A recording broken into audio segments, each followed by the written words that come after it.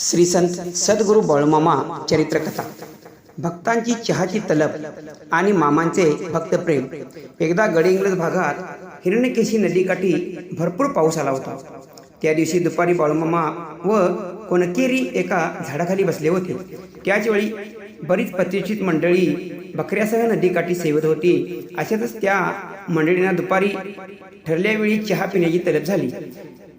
तेथे जवळपास कोणाचे घर व हॉटेलही नव्हते। अशा वेळी भक्तांचे मानस जाणून प्रत्यक्ष बाळूमामा तेथे आले आणि त्यांनी सर्वांना आपल्या मागून येण्यास सुचविले। त्याप्रमाणे सर्व मंडळी त्यांच्या मागून गावापर्यंत गेली। गावात एका हॉटेलजवळ येताच मामा अचानक अदृश्य झाले। तथापि आश्चर्यकारक झाल्यानंतरही सर्वजण हॉटेलच्या जवळ आलेले असल्याने त्यांनी हॉटेलात चहा घेतला।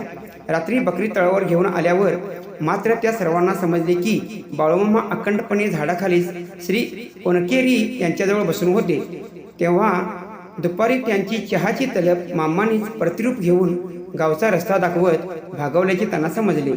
आपल्याकडे आलेल्या सर्व जीवांची तहानभूक मामाच भागवतात। आईच्या ममतेने पाहणारे बाळूमामा हे आपले माऊलीच असल्यासारखे भाविकांना वाटल्यास त्यात नवल ते काय। अशा प्रकारे बाळूमामांचे भक्त प्रेम दिसून येते। बोला बोला बाळूमामांच्या नावाने चांग भले।